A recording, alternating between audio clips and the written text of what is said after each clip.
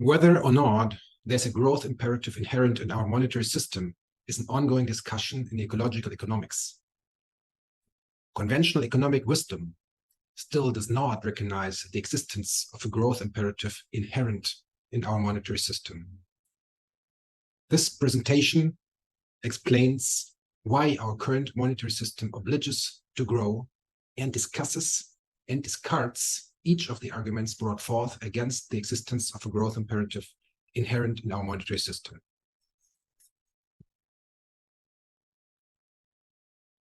Since the laws of thermodynamics teach us that we cannot produce something out of nothing, and any production process needs energy, constant growth of the productive output of our economies must lead to an increased use of natural resources. Even renewable resources cannot stand against the economic growth if they are being exploited at a faster pace than they replenish. In the following, I will explain why to seek economic growth is a behavior not just based on greed or some sort of side effect of competitive markets, as some would believe. Instead, we are obliged to grow, and this obligation emanates from our monetary system. The presentation is organized in 4 sections. The second section explains why strong argument exists that there is indeed a growth imperative inherent in our monetary system. And the reasoning is based on insight presented by authors such as Daly and Cobb, White, Dieter, Binswanger, Sorrell, Costanza, Eisenstein, or Farley. Section 3 discusses and discards each of the arguments brought forth against the existence of a growth imperative inherent in our monetary system, and Section 4 provides a summary and outlook. Because people tend to preserve what Keynes used to call the preference for liquidity, we like to save up money. The more the better. To save surpluses for the future is a natural instinctive behavior. Even animals store food in the wintertime or for the wintertime. For example, these beer, they store it in the belly. However, in nature, it would only be possible to hoard goods in a very restrictive way, since real goods perish. Any excessive hoarding would, in time, result in the loss of the hoarded good. That is to say, our natural instinct is being kept in check by the natural perishability.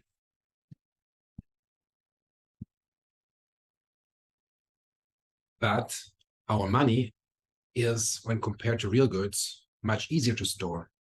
While everything in nature is prone to decay, only our money seems to be free from all earthly transience. Money, thus, makes it possible to hoard surpluses almost without restriction.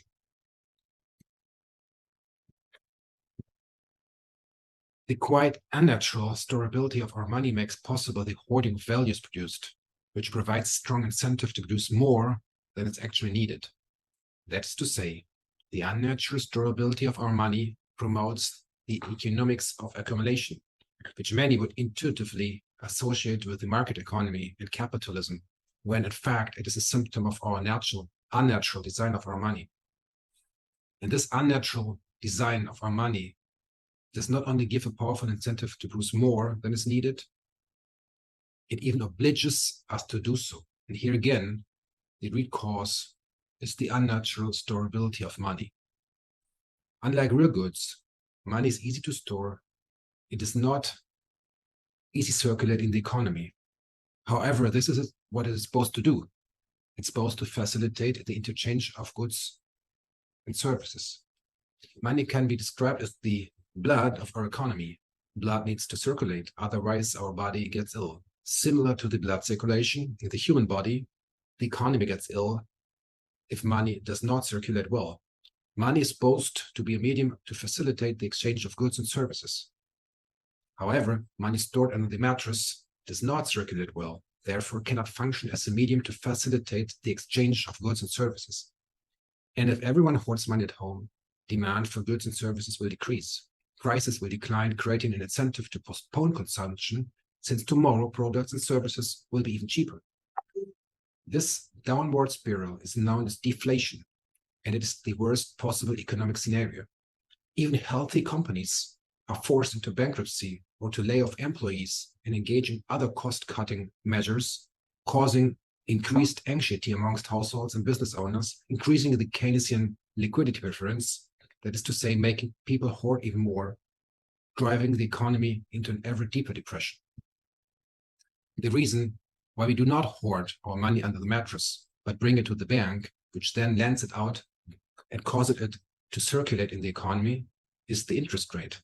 Interest is a reward for parting with liquidity, as Keynes correctly called it. Interest creates an incentive to lend money out or to bring it to the bank, which then lends it out for us. If money could not be stored easily and almost without risk, holders of money would be unable to extract interest from borrowers. Seen in this light, interest results from a contradiction between money's two main functions. It is supposed to facilitate the exchange of goods and services, while at the same time serves as a medium to store value. To return to the previous metaphor of money as the blood of the economy, if money is the blood of the economy, then interest is the drug that makes the blood circulate. The drug is necessary since our money is born with a sort of genetic design flaw and does not circulate well. And as with any drug that is used for prolonged period of time, interest causes significant side effects for the health of our economies and people living with them, as well as for natural environment. Interest is the underlying reason for, first, the constant need to grow economically and thus destroy and overexploit our natural resources, and second, for the constantly growing income inequality, which can be observed in any country worldwide. To understand the above-mentioned dynamic, we need to recall the following effect of interest and compound interest. Interest makes deposits, and thus the money supply, defined as cash plus deposits, grow. But the money supply and debt do not grow in a linear fashion, but rather according to an exponential function. This is because any amount deposited in an interest-bearing bank account will have doubled after a certain period, and any amount that doubles at regular intervals grows according to an exponential function, slowly at first, but then ever faster and faster. Note that even at low interest rates, compound interest grows exponentially, because eventually the original amount will have doubled. In the case of low interest rates, the flat part of the exponential curve in this graph here is longer, but at some point the curve will steepen and eventually become almost vertical too. In fact, banks use this feature of interest as a selling point to attract customers. For example, the European investment fund DECA uses a metaphor to explain exponential growth by comparing the growth of compound interest with chickens laying eggs. Yet such a metaphor is inappropriate, since nothing in nature grows exponentially forever. And because nothing in nature grows endlessly, and certainly much less exponentially endlessly, the lack of constraints on the growth of financial assets is fundamentally different from anything that exists in nature.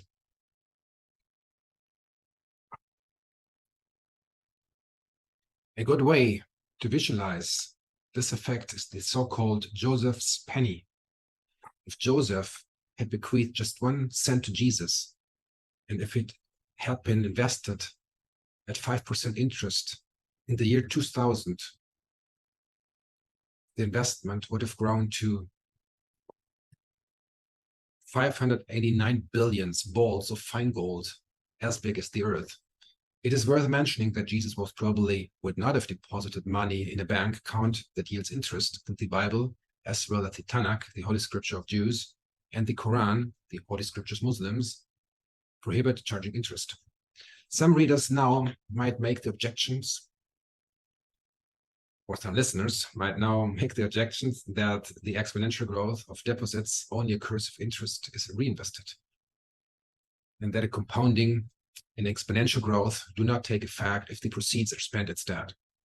However, even if an individual depositor chooses to withdraw the proceeds of the interest rather than allowing them to compound, the money will in all likelihood end up in someone else's bank account and continue earning interest there. This means, even though this exponential function might not take effect when viewed from the perspective of one specific bank account, all bank accounts in an economy taken together will show exponential growth over time. Hence, for the economy as the whole, the money supply, defined as cash plus bank deposits, will always grow exponentially as long as interest rates are positive. Since there's no interest without debt, money is the counterpart of debt. The money supply and total debt of an economy must grow in the likewise manner. To recall the words of Frederick Soddy, money is a credit-debt relation from which none can effectually escape. The figures depict the money supply and total debt for the US economy. We can recognize that not only do the money supply and debt grow in tandem, but also that they grow according to an exponential function. The same exponential growth of money supply and debt can be observed in any country on Earth over a sufficiently long period of time. Having understood the effect that the interest rate exerts on money supply and debt, we can now analyze the need for constant growth in the real economy. It is not only greed that makes us produce steadily more. We are obliged to do so. And there are 4 reasons that contribute to this growth imperative. A steady increase of the total debt means that we, the households, governments, and companies, are ever more indebted. And this is the reason why we must continually do more just to maintain the status quo. Looking at corporate balance sheets from 20 years ago and comparing them with those of today confirms this view. On average, corporations have much more borrowed capital now than they did 20 years ago. And even businesses with no debt are not immune from the growth imperative. This is because governments are forced to pass on increased debt burdens to citizens and companies in form of higher taxes. In fact, in most countries, the government is the biggest customer of the banking industry, and the volume of money loaned to the state is significantly higher than the amount loaned to private borrowers. Workers require salary increases to compensate for inflation, which ultimately results from the growing money supply. Inflation also affects the national budget, which is why governments are prone to increase taxes even in the absence of public debt.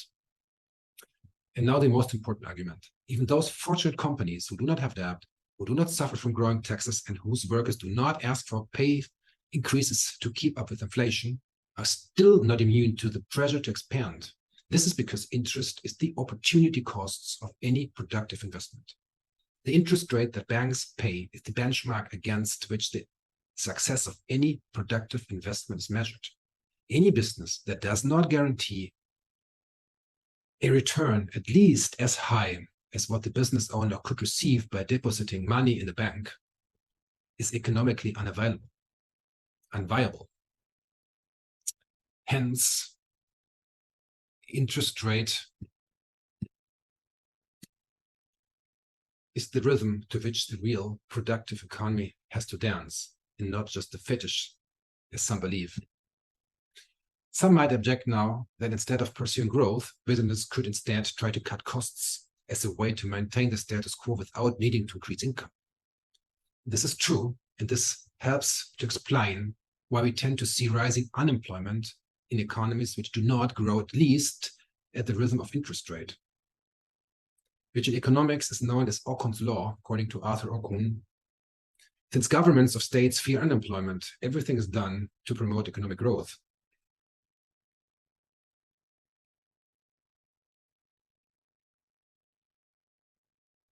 Even the exploitation of natural resources must increase. As Herman Daly once said, anything in nature that does not reproduce itself at the rhythm of the interest rate is in danger of extinction. Economic growth in the long run must lead to an overuse of natural resources, since, as the first law of thermodynamics tells us, we cannot produce something out of nothing. So we need to decide between increasing unsustainability or increasing unemployment misery. A similar reasoning as brought forth here in support of the existence of a growth imperative inherent in our monetary system, we can find, for example, in publications from Daly and Cobb, Dothawhite, Leiter, Binswanger, Sorrell, Heinsohn and Steiger, Kuzminski, Boyle and Sims, and Henke. However, there are also scholars who deny the existence of a growth imperative inherent in our monetary system. We could cluster the arguments in 5 groups, and in the following, I will be happy to discuss and then discard these critical views.